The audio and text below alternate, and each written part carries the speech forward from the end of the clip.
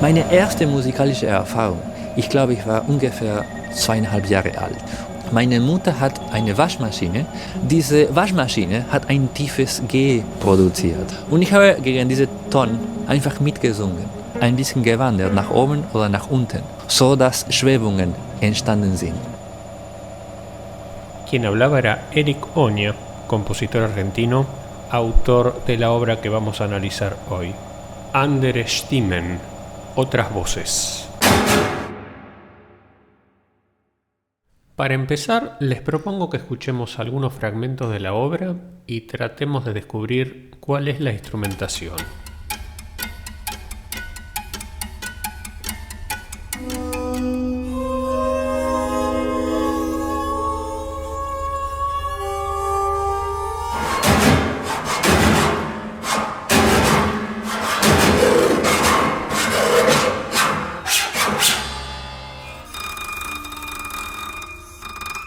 Metrónomos, instrumentos de cuerda, quizá antiguos, voces, guitarra eléctrica, algún instrumento de percusión. La respuesta es un piano. Con 3 ejecutantes. Eric Oña nació en la provincia de Córdoba en 1961. Estudió composición y dirección orquestal en la Universidad de La Plata y en la Universidad de Buffalo en Estados Unidos. Más adelante sería docente en esas instituciones y también en el Kunitachi College of Music de Tokio, la Universidad de Birmingham y la Academia de Música de Basilea. Fue también un director muy activo, trabajó con numerosos conjuntos y orquestas de Europa, Sudamérica y Estados Unidos, estrenando más de 150 obras a lo largo de su carrera. Soy Eric Oña y he venido a Buenos Aires a hacer el estreno sudamericano de In Vain de Georg Friedrich Haas. Y además, de alguna forma, se hizo tiempo para componer algunas de las obras más sorprendentes y originales de las últimas décadas.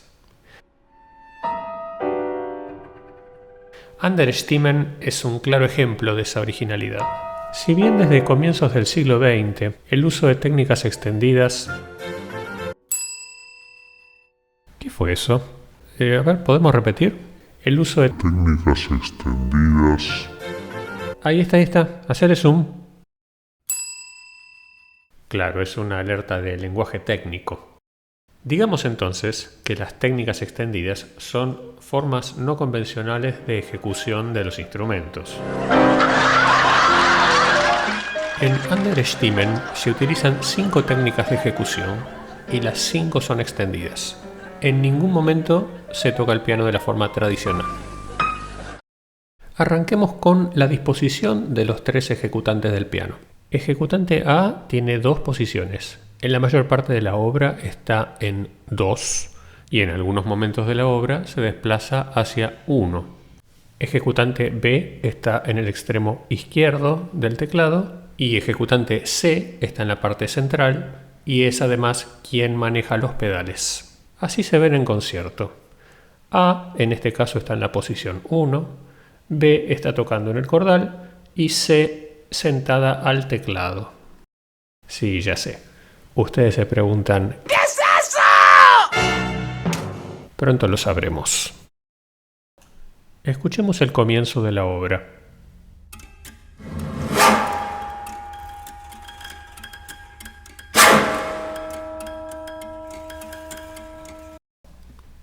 Ya en el primer compás tenemos 4 técnicas de ejecución.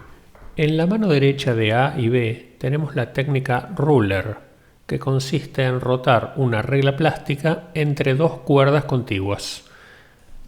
Entre corchetes se indica entre qué cuerdas. Por ejemplo, para A son las cuerdas correspondientes a Sol 4 y La bemol 4.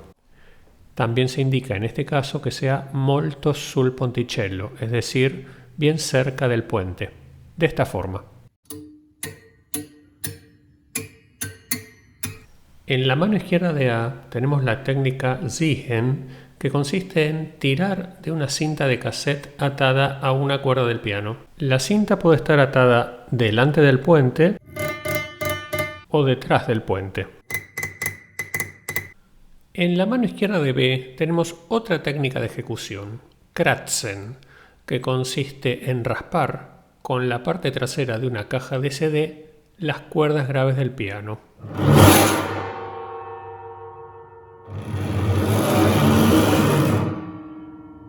En tanto, C tiene la técnica de ejecución cam, que consiste en raspar las cuerdas con un peine.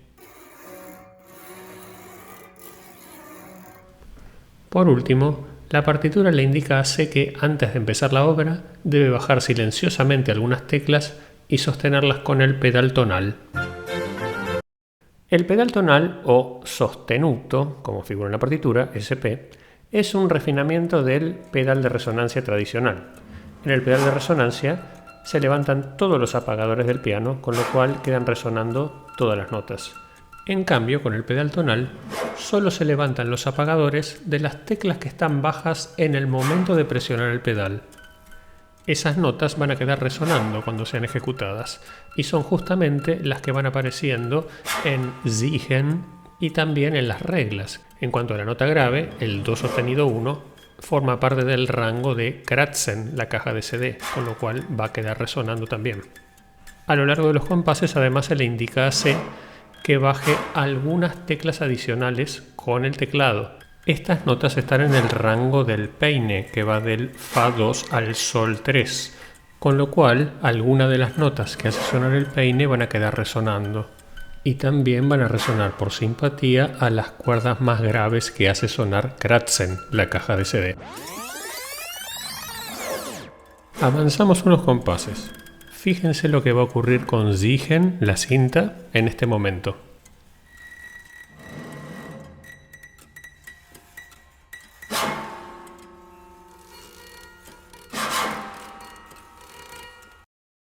Por primera vez se toca en Siegen una cinta atada delante del puente en lugar de detrás, con lo cual pasamos de este sonido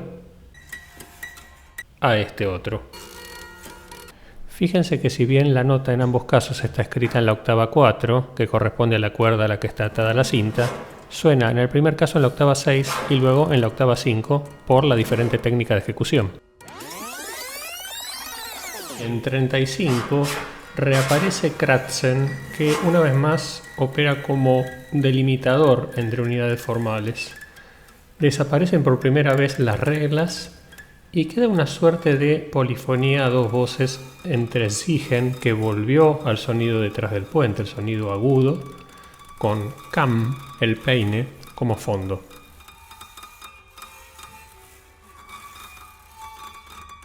Y una vez más en 46, una aparición de Kratzen delimita una nueva unidad formal. Desaparece Siegen y Cam y quedan solamente las reglas, que llegan a sonar a 4 voces, 2 ejecutadas por A y 2 por B.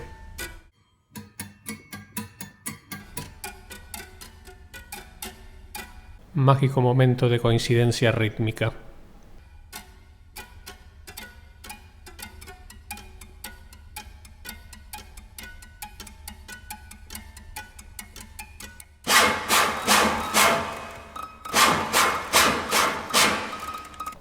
Fíjense que ahora Kratzen, la caja de CD, se desplaza en forma lateral. Además, Kratzen aumenta significativamente su densidad de ataque.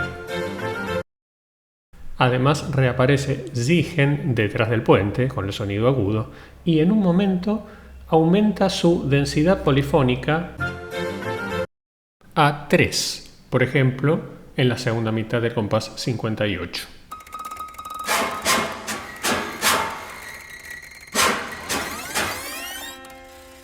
Avanzamos hasta el compás 65 y aquí tenemos una serie de cambios. Se va Kratzen, Siegen pasa de detrás del puente a ordinario, con lo cual desciende una octava virtualmente, y vuelve Cam, el peine. Esta sección se parece un poco a la que habíamos visto en el compás 38, pero en aquel caso Siegen estaba detrás del puente, con lo cual las alturas no se percibían tan claramente como aquí.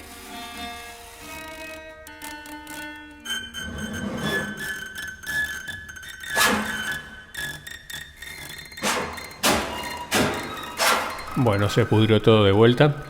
Retornó Kratzen y Ziegen volvió al sonido agudo detrás del puente, un gesto que parece una llamada que surge una y otra vez a lo largo de la obra.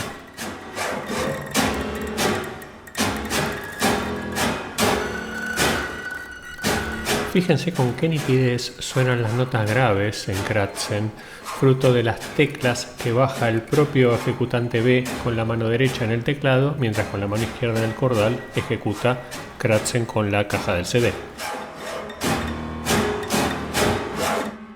Avanzamos unos compases y Ziegen se ha retirado, quedando solo Kratzen por primera vez, y tras unos compases se va a sumar una segunda voz de Kratzen, que es ejecutada por A, que da la vuelta al piano hasta la posición 1.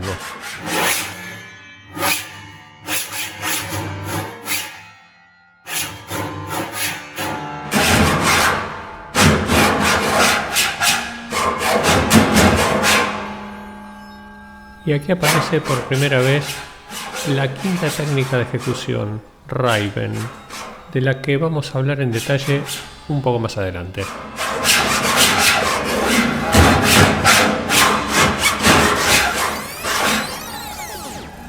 Avanzamos unos compases.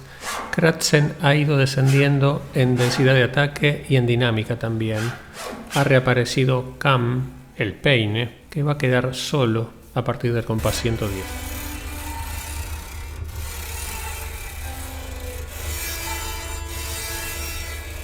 Esta sección recuerda un poco a la del compás 65, en la que teníamos además dos voces de Ziegen y por momentos parecían percibirse acordes. En forma más borrosa también ocurre aquí.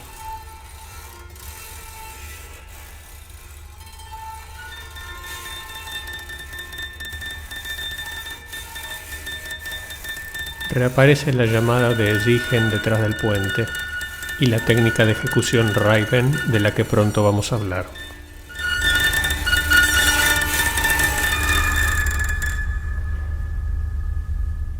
Y tras este gran silencio,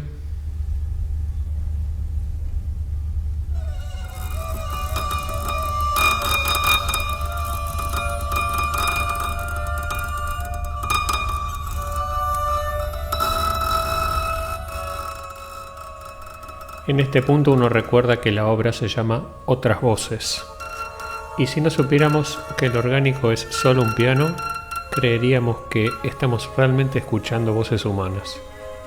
Veamos cómo se produce el sonido.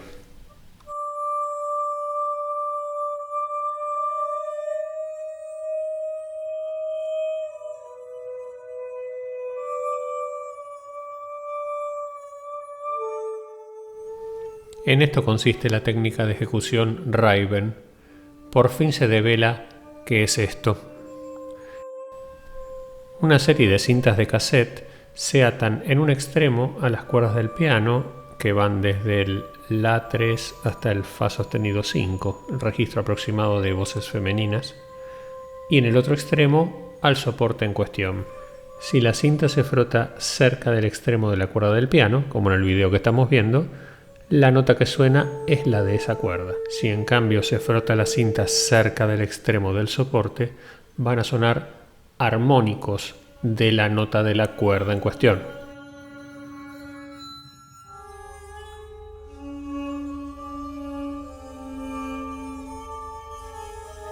Los esbozos de secciones acórdicas que habíamos encontrado en los compases 38 y 65 con Ziegen y Cam, y en el 110 solo con Cam, se ven finalmente realizados en esta sección, en la cual las alturas son claramente perceptibles y casi no hay componente de ruido.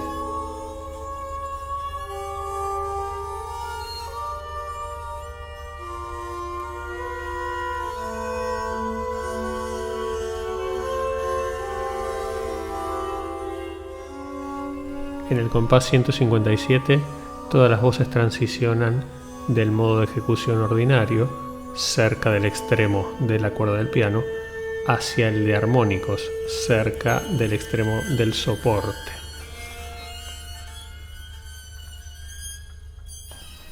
Y en 160 transicionan en el sentido inverso para llegar a este momento.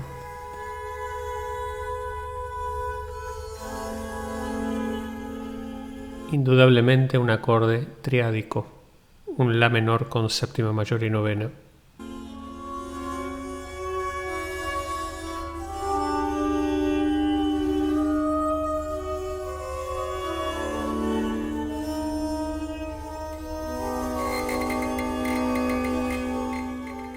Tras este punto clave de la obra, vuelve la llamada de Ziehen en el agudo, tras la cual Raven será paulatinamente reemplazado por 4 voces de Ziehen en ordinario, que seguirá hasta el fin de la obra.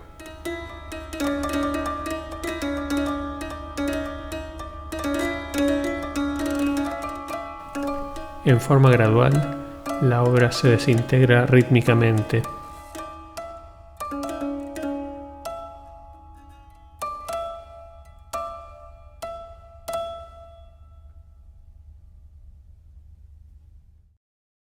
Resulta interesante comparar Andere Stimmen con su predecesora Jodeln, que también utiliza el piano en forma no convencional con 2 ejecutantes.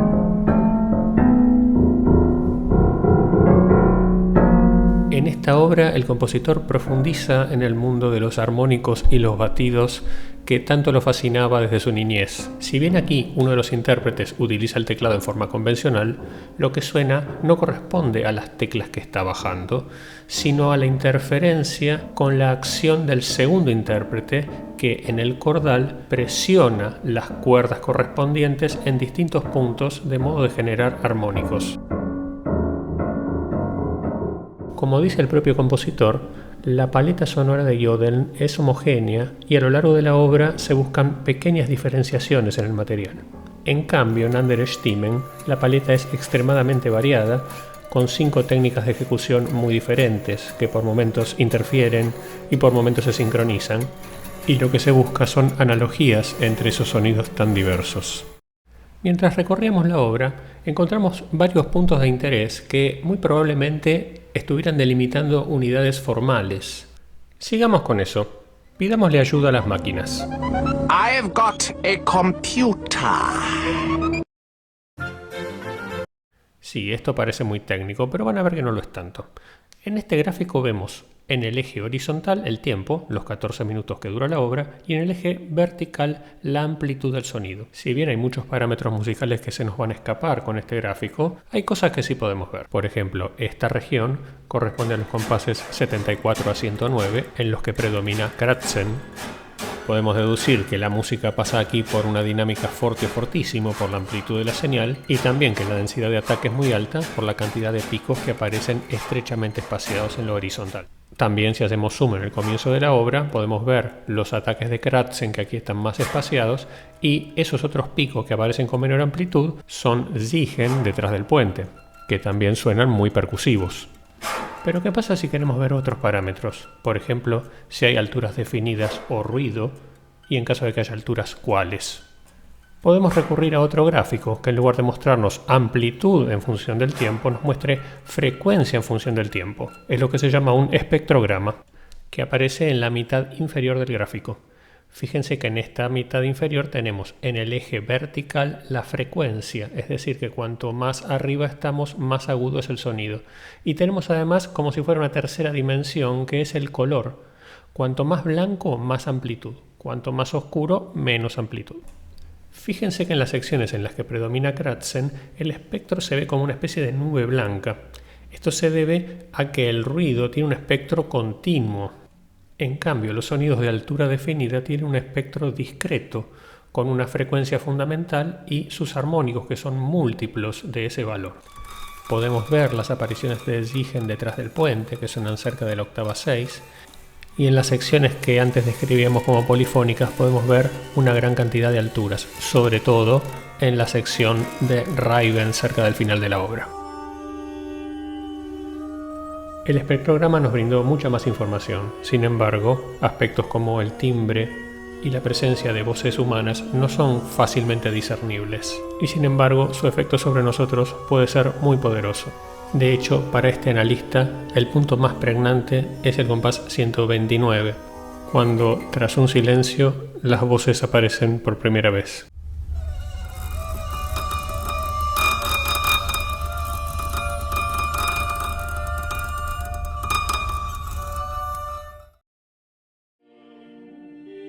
Erich Onya era un hombre de múltiples intereses. Desde el arte subtilior de fines del siglo XIV, con sus complejidades rítmicas, hasta la música electrónica, la matemática, la astronomía, el gamelán y otros folclores del mundo, los acontecimientos sociales de su época, podían funcionar como disparadores para la creación.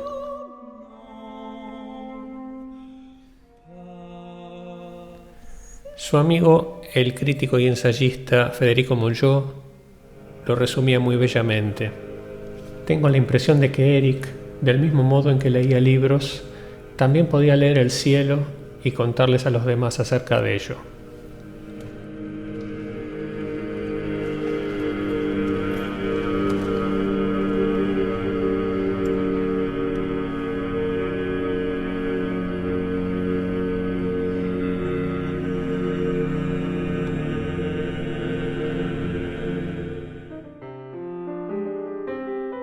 Espero que hayan disfrutado de este video. Quiero agradecer especialmente a Elena Bugallo, que gentilmente me envió material sobre la obra y las técnicas de ejecución. Dejo en la descripción el link a su canal de YouTube, así como al canal dedicado a la obra de Erich Onya y a su sitio web. Nos vemos la próxima.